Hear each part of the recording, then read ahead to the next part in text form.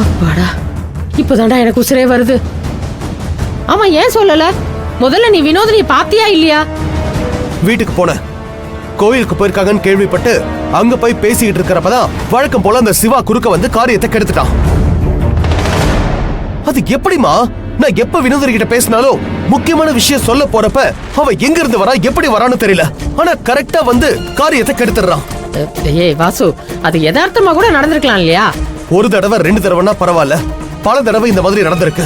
எப்படி யதார்த்தமா நடக்கும்? அந்த புள்ள முகத்தை பார்த்தா திட்டம் போட்டு எதுவும் பண்ற மாதிரி எனக்கு தோணலையாடா. ஆனா நீ சொல்றது ஒரு வகையில சரியாதான் இருக்கு. எதுக்கு உனக்கும் வினோதினிக்கு நடுவுல அந்த தம்பி இடையில கடவுள் எதுக்கு அனுப்புறாருன்னு தெரியலையே. இது எதர்ச்சியா நடக்குதா இல்ல இதுக்கு பின்னாடி எதனா காரியம் இருக்கா? எனக்கு எதுவுமே புரியலடா வாசு. எதுவா இருந்தாலும் இது எல்லாத்தையும் போட்டு தலையில ஏத்திக்காதரா. இந்த பிரச்சனை எல்லாமே அந்த தம்பியோட குடும்பத்தை கண்டுபிடிக்கிற வரைக்கும் தான். ஏமா என்ன பேசுற? அவருக்கு அவர் யாரு, அவர் பேர் என்னன்னே தெரியல.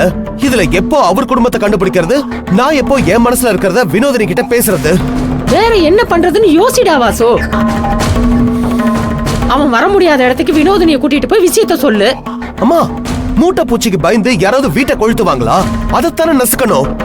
இங்க பாரு வாசு, நீ பேசுறதெல்லாம் பார்த்தா எனக்கு பயமா இருக்குடா. கோவத்துல எதையுமே யோசிக்காதடா, அது தப்பாயிடும்.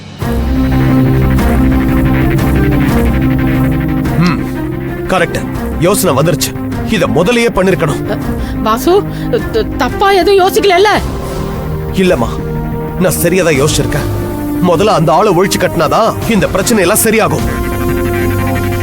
கட்டுறேன், இப்பவே இந்த பிரச்சனைக்கு ஒரு முடிவு கட்டுறேன்.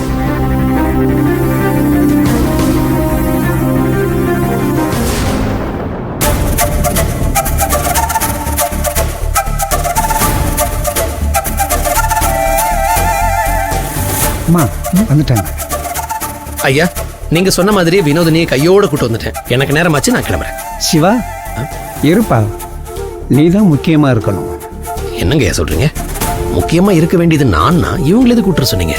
சொல்றேன்ப்பா, ஒரு நாடி ஜோசியர் இருக்காரு. அவர்கிட்ட ரேகையை கொடுத்தா அவர் அதை கணிச்சு அதுக்கான ஓலைச்சுவடியை வாசிச்சா உன் பூர்வீகம் என்ன, நீ யாருங்கிற விவரம் எல்லாம் நமக்கு ஓரளவுக்கு தெரிஞ்சிருப்பா.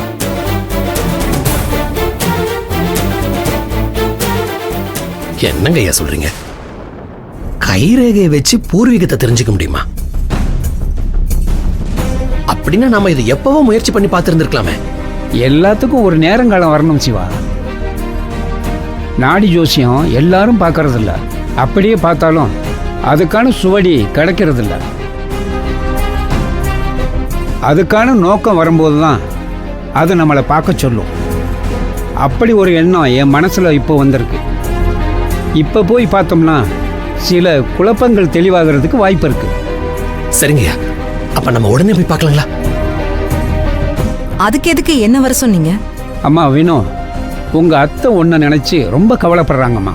உன் எதிர்காலம் எப்படி இருக்குன்னு பாத்துடலாமா? ஐயா, எனக்கு அதுல எல்லாம் விருப்பம் இல்லைங்க ஐயா. வினோ, அப்படியெல்லாம் நம்பிக்கை இல்லாம சொல்லக்கூடாது. பெரியவங்க ஒரு விஷயம் சொன்னா அதுல 1000 அர்த்தம் இருக்கும். போயிட்டு வாமா. அத்தை, என்னை கட்டாயப்படுத்தாதீங்க. இவருக்காக வேணும்னா நான் கூட போயிட்டு வரேன். ஆனா எனக்கு பாக்குறதுக்குலாம் எனக்கு விருப்பம் இல்லை. சரிம்மா, நீ கூட வர்றேன்னு சொன்னதே போதும். அம்மா, நான் பசங்களை அழைச்சிட்டு போயிட்டு வர்றேம்மா. நல்ல செய்தியோடு வாங்க ஐயா. தாத்தா, என்ன மட்டும் விட்டுட்டு போறீங்க? நானும் வரேன். ரம்யா வெளியே போயிருக்கா, அம்மா தனியா இருக்காங்க. அவங்களுக்கு நீ துணையாயிரு, தொல்லையா இருக்காத. சரி சரி, தொல்லையா இருக்க மாட்டேன். போயிட்டு வாங்க.